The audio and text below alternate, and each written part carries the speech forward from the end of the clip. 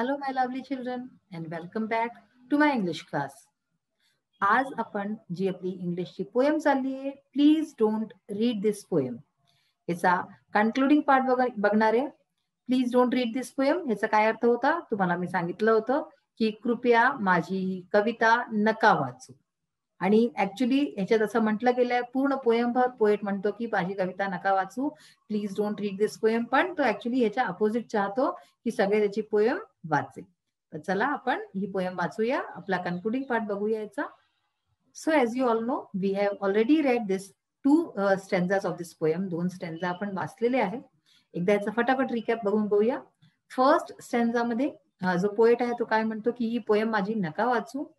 It's only meant for me, that's it, की ही जी कविता आहे ही फक्त माझ्याकरता बनली आहे. जस्ट मूव्ह अलॉंग नाउ, इथून ना आता चालले जा तुम्ही, there's nothing here to see, इथे काहीच पाहण्यासारखं नाही. सेकंड स्टॅन्झा मध्ये ते म्हणतो besides I am sure you would rather just go outside and play.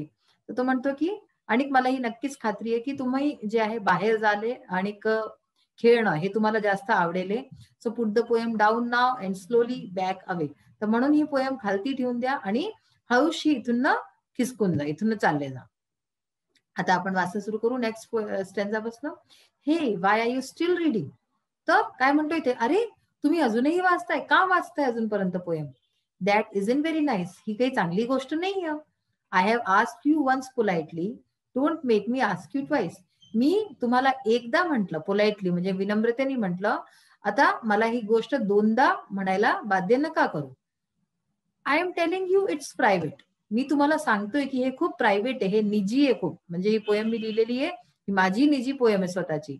Do not read one more line, म्हणून एकही लाईन आणि पुढे नका वाचू. हे that's one more, now stop it. अरे तुम्ही तर परत एक लाईन वाचून गेली, आता बस करा बरं, नाव स्टॉप इट, आता थांबा.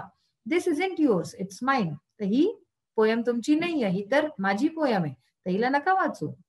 You are not allowed to read this. तुम्हाला अलाउड नाहीये, तुम्हाला ही जी आहे कोणी हे नाही म्हटलंय की तुम्ही ही पोएम वाचा. अलाउड म्हणजे कुठे कुठे असतं ना की आपल्याला अलाउ नसतं की त्या गोष्टीला पाहणं या कुठे जाणं. तर अशाच प्रकारे म्हणतात ते पोएट की तुम्हाला ही पोएम वाचणं अलाउड नाहीये. You really have to stop.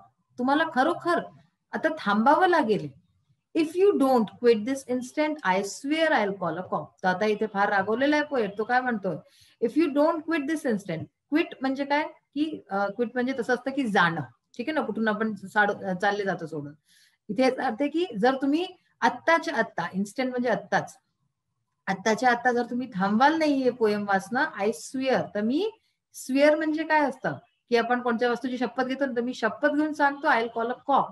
COP म्हणजे काय होतं, पोलिसमॅन. ठीक आहे, तर मी एका पोलिसमॅनला बोलावून जर तुम्ही आत्ताच्या आत्ता पोएम वाचणं नाही थांबवलं तर. He will drag you off in handcuffs. तर तो तुम्हाला हँडकफ्स लावेल. हँडकफ्स म्हणजे काय, असं तुम्ही पाहिलं असेल फिल्मांमध्ये वगैरे की पोलिसवाले काय करतात, अशा प्रकारे हात करून तिथे हँडकफ्स लावतात दोन्ही ह्याच्यात. ते हँडकफ्स लावून तुम्हाला ड्रॅग करेल, म्हणजे की असं खेचून तुम्हाला घेऊन जाईल इथून. He will lock you up in jail. आणि तुम्हाला जेलमध्ये बंद करून देईल. And leave you there for ever until you are old and frail. आणि तुम्हाला तिथे नेहमी करता जे आहे तिथेच राहावं लागेल. मग लिव्ह यू देअर, तुम्हाला तिथेच सोडून देईल येतो. फॉर एव्हर म्हणजे नेहमी करता. Until you are old and frail, जेव्हापर्यंत तुम्ही ओल्ड म्हणजे की म्हातारे नाही होऊन जात, आणि फ्रेल, फ्रेल म्हणजे काय, वीक, कमजोर नाही होऊन जात. तर जर तुम्ही माझी कविता वाचली तर अशा प्रकारे पोलीसवाला येईल आणि तुम्हाला घेऊन जाऊन लॉकअप मध्ये बंद करेल, आणि तुम्ही तिथवरी तिथे बंद राहिले, तिथवरी तुम्ही म्हातारे नाही होऊन जात आणि कमजोर नाही होऊन जात. Your friends will all forget you. तुमचे जितकेही मित्र आहेत सगळे तुम्हाला विसरून जातील हळूहळू करून. You won't be even missed. आणि तुम्हाला कोणी मिस पण नाही करेल, तुम्हाला कोणी आठवण पण नाही करेल. Your family too will likely forget that you exist. आणि हळूहळू करून काय होईल की तुमचा जो परिवार आहे तो सुद्धा तुम्हाला विसरून जाईल. फॉरगेट म्हणजे काय, विसरणं. दॅट यू एक्झिस्ट, की तुम्ही एक्झिस्ट पण करता, तुम्ही आहा पण. तर अशा प्रकारे तो जो पोएट आहे तो इतक्या उलट्या उलट्या गोष्टी करतोय. पण ऍक्च्युली याचं काय आहे की भाई तुम्ही पोएम न वाचा, पण ते म्हणतोय तो असं की पोएम न वाचा, पण तो चाहतोय की पोएम वाचा, म्हणून तो अशा उलट्या गोष्टी करतोय सगळ्या. अच्छा, we were talking yesterday about the contraction forms. आपण 2 पॅराग्राफचे कॉन्ट्रॅक्शन पाहून घेतले होते. थर्ड पासून आणि बघूया आता. ह्याच्यात आणि पहा इजंट, तर ह्याचं काय आहे कॉन्ट्रॅक्शनचं फुल फॉर्म इज नॉट. ठीक आहे ना, इज नॉट. आय हॅव हे लिहिलंय आय हॅव, तर ह्याचं आहे आय हॅव. डोंट परत डू नॉट, ह्याला तुम्ही नीट समजा की याचं फुल फॉर्म काय असतं, डू नॉट. मग हे परत आय एम. ठीक आहे, इट्स, तर ह्याचं इट इज. नेक्स्ट शब्द बघूया दॅट्स, तर हे परत दॅट इज. आणि इजंट म्हणजे परत इज नॉट आणि इथे इट इज. हे कॉन्ट्रॅक्शन फॉर्म समजणं तुमच्याकरता जरुरी आहे. पुढे फ्युचरमध्ये तुम्हाला जेव्हा लंबे लंबे पॅराग्राफ लिहावे लागतील तर ते तुम्ही शॉर्टमध्ये लिहू शकता आणि आलं पाहिजे आपल्याला. नेक्स्ट आहे यू आर, याचा काय फुल फॉर्म आहे, यू आर नॉट अलाउड, तर यू आर नॉट अलाउड. ठीक आहे ना. डोंट परत do not. I will, he will. ठीक आहे ना, हे डबल एल जिथे लागलं असेल, I L, he L, she L, तर ह्याचा आहे अर्थ विल. ठीक आहे ना, डबल एल म्हणजे विल, ही विल. हे दोन्ही जागी ही विल आहे. आणि मग पहा या स्टेन्झामध्ये हे परत यू आर आलं. मग आहे वोंट, वोंटचा अर्थ आहे वुड नॉट. ठीक आहे. आणि आता नेक्स्ट आपण पाहू जे दोन स्टेन्झा उरलेले आहेत. And all because you read this instead of having fun. हे सगळं का होत आहे, म्हणजे की तुम्हाला पकडलं जाईल, पोलिसवाला घेऊन जाईल, जेलमध्ये टाकेल, तुम्ही म्हातारे होऊन जाल, कमजोर होऊन जाल. तर हे सगळं का होईल, and all because you read this, हे सगळं म्हणून होईल कारण की तुम्ही हे वाचलं. काय वाचलं, माझी पोयम वाचली. इन्स्टेड ऑफ हॅव्हिंग फन, की फन तुम्ही करू शकत होते, तुम्ही मज्जा करू शकत होते, बाहेर जाऊन खेळू शकत होते, ते न करता तुम्ही ही पोयम वाचली म्हणून तुम्हाला ही शिक्षा मिळेल. It's too late now amigo, the poem's nearly done. तर आता काय म्हणतोय तो की इट्स टू लेट, आता पण खूप उशीर होऊन गेलाय. एमिगो म्हणजे काय होतं, फ्रेंड, मित्र, पण आता खूप उशीर होऊन गेलाय. The poem's nearly done, poem आता ऑलमोस्ट डन होऊन गेली, म्हणजे ऑलमोस्ट संपली आता ही पोयम वाचून, होऊन म्हणजे लिहून आहे ना. तर इट्स म्हणजे काय होतं इथे, इट इज. आणि अशाच प्रकारे पोयम्स म्हणजे पोयम इज. ठीक आहे, पोयम इज. नेक्स्ट आहे देअर्स ओनली वन सोल्युशन, या गोष्टीचं फक्त एकच आता सोल्युशन आहे या प्रॉब्लेमचं, हा जो समस्या आहे. तर तिचं काय, here's what you will have to do, तुला काय करायचं ते मी सांगतो तुला आता. Tell all your friends and family they shouldn't read it too, की तू आपल्या सगळ्या मित्रांना आणि पूर्ण परिवाराला सांग की ते सुद्धा आता ही पोयम न वाचे. तर ह्याच्यात हिडन अर्थ काय आहे, हिडन अर्थ हा आहे की तू आपल्या मित्रांना आणि परिवाराला सांग की ते ही पोयम वाचे. अशा प्रकारचा हिडन ह्याच्यात मेसेज दिलेला आहे. तर बेसिकली तुम्हाला जर सांगितलं होतं की लहान मुलांना काही गोष्ट मना करा तर ते करतात, तर तशाच प्रकारे ह्याच्यात पूर्ण पोयम मध्ये शुड नॉट, डू नॉट अशा सगळ्या गोष्टी करून करून त्यांना ऍक्च्युअली म्हटलं गेलंय की तुम्ही ही पोयम वाचा. मग बघा, present any two stanzas of the poem using proper intonation. तर कोणतेही दोन स्टॅन्झा जे तुम्हाला सोपे पडत असतील त्यांना पाठ करा प्रॉपर इंटोनेशन बरोबर. तुम्ही माझी मागची सेशन बघू शकता, त्याच्यात मी पूर्ण पोयम जे आहे रेसिटेशन केलंय, कसं करायचं ते तशा प्रकारे तुम्ही पण म्हणा. आता नेक्स्ट बघा, almost all these exercises we have done. आता बघा हे read the lines given in the table, या टेबल मध्ये काही लाईन्स दिलेल्या आहेत, हे पहा इथे. ठीक आहे ना. Discuss what they mean and when they might be use, तर आपल्याला डिस्कस करायचंय की त्याचा अर्थ काय आहे आणि ते कुठे यूज होऊ शकतात. देन यूज युअर इमॅजिनेशन, आपली कल्पनाचा यूज करा. And name situations which these lines may be used by different speaker. तर बेसिकली आपल्याला काय करायचंय, ही लाईन वाचायची, त्याच्यानंतर ही कोणत्या सिच्युएशन मध्ये यूज झाली असेल आणि कोण स्पीकर आहे, कोण बोलता येईल.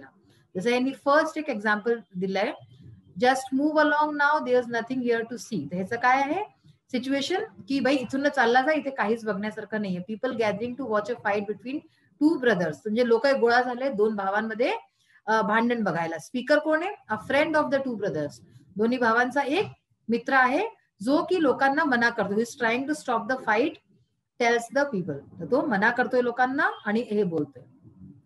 नेक्स्ट आहे I have asked you once politely, मी तुला एकदा म्हणून चुकलोय, don't make me ask you twice, तर दोनदा मला म्हणायला मजबूर नको करू. हे कोणी म्हटलंय, a young boy is demanding money for buying junk food to his father. ते सिच्युएशन आहे की एक तरुण मुलगा आपल्या वडिलांशी पैसे मागतोय जंक फूड खाय करता. तर स्पीकर कोण आहे, father is warning him not to ask money for this purpose, तर वडील म्हणतोय की तो जे आहे पैसे न मागे या गोष्टी करता. नेक्स्ट आहे this isn't yours it's mine, की हे तुझं नाहीये, हे माझं आहे. Two students are quarreling over the position of a ruler in the class. Situation काय आहे की दोन मुलं भांडतात एका रुलर वरतून की हे माझं आहे असं म्हणून. तर स्पीकर काय आहे, स्पीकर आहे वन ऑफ द स्टुडंट्स, त्यातला एक मुलगा आहे, tells this to the other, तो दुसऱ्या मुलाला म्हणतोय की हे तुझं नाहीये, हे माझं आहे. If you don't quit this instant I swear I will call a cop, की तू जर नाही केलास तर मी एका पोलिसला बोलावून घेईन. सिच्युएशन काय आहे, bully goon is threatening a person for no cause, म्हणजे जे गुंडे असतात ना, एक गुंडा जे आहे एका माणसाला परेशान करतोय विनाकारणाच्या.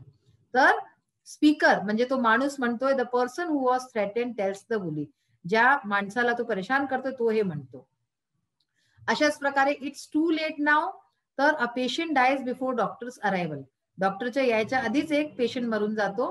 तर हे कोण म्हणतं, a family member tells the doctor, एक परिवाराचा सदस्य डॉक्टरला सांगतोय. आणि लास्ट आहे here's what you will have to do, की हे आहे तुला काय तुला केलं पाहिजे. जे a person asks for a solution to his problem, person एक माणूस जो आहे प्रॉब्लेमची सोल्युशन मागतो, आणि ह्याचं स्पीकर आहे the person friends tells him, तर मित्र त्याला सांगतो. अशा प्रकारे आहे. अशा बघा आता लँग्वेज स्टडी पार्ट एक आहे, questions with be and have. Be and have बरोबरचे क्वेश्चन्स आहेत. The auxiliary verbs be, is, am, are, was, were हे ऑक्झिलरी वर्ब्स असतात. And have form questions without the help of do. तर डूच्या बिना याचे क्वेश्चन्स बनतात कसे, येस नो क्वेश्चन्स असतात, तर ते असे बनतात. Are you writing a story, is she, तर म्हणजे फर्स्ट मध्ये आर, इज, वर लागलं. अशाच प्रकारे have, I made a mistake, have you written this, तर ह्याचे आन्सर जे आहे येस किंवा नो मध्ये येतात. अशाच प्रकारे डब्ल्यू एच क्वेश्चन्स असतात. Where are you going, what is she painting, why are you laughing, तर ह्याचे आन्सर येस नो मध्ये नाही, फुल लाईन आन्सर असतात. व्हॉट हॅव यू डन, आता ह्याच्यामध्ये हॅव लागून गेलं, इथे आर इज लागलंय, एम लागेल किंवा, आणि इथे काय लागलं, हॅज किंवा हॅव. अशा प्रकारे डब्ल्यू एच क्वेश्चन आणि येस नो क्वेश्चन्स बनतात. सो नाव आता आपण बघूया, इथे काही लाईन्स दिलेल्या आहेत, मागच्या सेशन पासूनच आपण ह्याला कंटिन्यू करतोय की काय हे चुकीचं आहे की ठीक आहे. तर बघा, रिडिंग समवन एल्सेस डायरी, कुणा दुसऱ्या व्यक्तीची डायरी वाचणं, काय हे ठीक आहे, it is a wrong thing to do, हे चुकीचं आहे. A diary contains the person's personal experiences and his her private thoughts, तर त्याचे पर्सनल एक्सपिरियन्स, स्वतःचे जे अनुभव आहेत किंवा तो स्वतः काय विचार करतो ते सगळं तो आपल्या डायरीत लिहितो. We have no right to go through it or peep at the personal diary secretly, तर म्हणून आपल्याला बिलकुल हक्क नाही आहे की कुणाची डायरी जी आहे जी पर्सनल असते ती वाचायचं. Looking at the keyboard Wien someone is typing a password, keyboard आहे किंवा कोणी मोबाईलमध्ये आजकाल पासवर्ड टाकतं, तर त्याच्यामध्ये आपलं आपण चोरी छिपे पाहणं आणि ते जाणकारी घेणं, हे सुद्धा चुकीचं आहे. It is wrong. It is a crime to find out someone's password. ठीक आहे ना, कुणाचाही पासवर्ड कोणताही असो ते त्याच्याशी न कळत पाहणं हे गलत आहे. With the intention of knowing it for misuse, जर मिसयूज करताय तुम्ही तर हे एक क्राईम आहे, अपराध आहे हा. eavesdropping, listening to other people's conversation without their knowledge, दोन लोक कोणी गोष्टी करतात आपण त्यांना चोरी छिपे त्यांची गोष्टी ऐकतोय, हे सुद्धा चूक आहे. It is a wrong thing, it is a bad habit to listen to others conversation, दुसऱ्यांच्या गोष्टी ऐकणं हे चुकीचं असतं. Secretly to find information about their private life, तुम्ही त्यांच्या प्रायव्हेट लाईफ निजी जीवनला जाणणं चाहताय, त्याच्याकरता तुम्ही सिक्रेटली त्याला ऐकताय, तर हे गलत आहे. Specially if it is for spreading rumors, आणि खासकर तेव्हा जेव्हा जर तुम्ही त्यांच्या बाबतीत काही rumors म्हणजे अफवा वगैरे फैलावणं चाहताय, तर हे बिलकुलच गलत गोष्ट आहे. Trying to get someone's address, phone number, email ID without their knowledge, कुणाच्या जाणकारी बिना त्याचा ऍड्रेस पता करणं, फोन नंबर, ईमेल आयडी हे सगळं त्याला न सांगता न कळत घेणं, तर हे सुद्धा बहुत मोठा हा अपराध असतो हा. It is a wrong thing and a crime. ठीक आहे ना, हे क्राईमच्या कॅटेगरीत येतं, अपराध आहे हा. If it is done intentionally to misuse them, जर इंटेन्शनली तुम्ही करताय आणि तुम्ही त्याचा काही फायदा उचलणं चाहताय, तर हे एक अपराध आहे. Them to one's own advantage or to harass the person with unpleasant things, किंवा तुम्ही त्या माणसाला हॅरेस करणं जाताय काही खराब काम करून, तर हे एक अपराध होऊ शकतो. आता क्वेश्चन नंबर 6 आहे, add 1 or 2 lines before or after the lines given below to prepare a short dialogue. आपल्याला शॉर्ट डायलॉग्स प्रिपेअर करायचे. हे जे लाईन्स म्हणजे अंडरलाईन्ड वर्ड्स आहेत, सेंटेन्सेस आहेत, ते आपण त्यांचा यूज करून एक जो आहे प्रॉपर कन्व्हर्सेशन यूज करायचं आहे. अ चाइल्ड म्हणजे एक मूल, will you please allow me to use your bat, तर तो आपल्या मित्राला म्हणतो, हिज फ्रेंड है ना, त्याच्या मित्राला म्हणतो की काय तू मला आपला बॅट देशील की मी त्याशी खेळू शकू. हिज फ्रेंड, तर त्याचा मित्र काय म्हणतो, no sorry, it's only meant for me. तर ही पोएम मधनं लाईन घेतली आपण है ना, की नाही सॉरी, ही फक्त माझ्याकरता बनलेली बॅट, तर ही मी तुला नाही देईन. नेक्स्ट आहे अ बॉय. एक मुलगा आपल्या आईशी बोलतोय, a boy I want 2 more laddoos mother. तर तो म्हणतो की मला 2 अजून लाडू हवेत आई. मदर काय म्हणते? आई म्हणते यू ऑलरेडी हॅव इटन 4. तू आधीच 4 खाऊन चुकलाय. You really have to stop. तर तुला आता खरोखर आता बंद केलं पाहिजे लाडू खाणं. ठीक आहे. मग आहे फादर, म्हणजे एक वडील आणि त्याची मुलगी, त्यांच्यामध्ये गोष्टी चालल्या आहेत. ह्याच्यामध्ये हे you really have to stop हा जो पार्ट दिलेला होता ह्याच्याशी आपण कन्व्हर्सेशन बनवला आहे. Father what are you doing with the dog. तो मुलीला विचारतात वडील की तू त्या कुत्र्याबरोबर काय करतेस. Deepa I am pulling it still I like it. तर मी त्याची पुच्छला खिचतीये, मला आवडतं असं करणं. फादर वडील म्हणतात डोंट डू इट. हे तू असं नको करू. That isn't very nice. हे बिलकुल चांगली गोष्ट नाहीये. The dog might bite you. तो कुत्रा जर तू असं करशील तर तुला चावू पण शकतो, तू तिला परेशान करशील तर. लता आपल्या भावाशी बोलती. लास्ट आहे आपलं my friend Suman is not talking to me. माझी मैत्रीण सुमन माझ्याशी गोष्टी नाही करत आहे. भाऊ म्हणतो व्हॉट फॉर. लता म्हणते आय क्वेरल विथ हर. कारण की मी तिच्याशी भांडले. तर भाऊ म्हणतो there is only one solution. तर एकच सोल्युशन आहे या गोष्टीचं. Go and say sorry to her and make friends with her again. तिला जाऊन सॉरी म्हण आणि तिच्याशी मित्रता कर. हेच याचं हल आहे. Find all contracted forms used in the poem. हे आपण आज आधीच बघून चुकलो आहोत. Contracted forms it's, that's, theirs, I am, you, don't, isn't, you are, I'll, he'll, want, poems, here's, you will, shouldn't. तर हे सगळे कॉन्ट्रॅक्टेड फॉर्म्स पोएम मध्ये यूज झालेले आहेत. तर आजचा आपला हा सेशन इथेच फिनिश होतो. We will meet in the next session. Till then bye. Have a nice day. Thank you.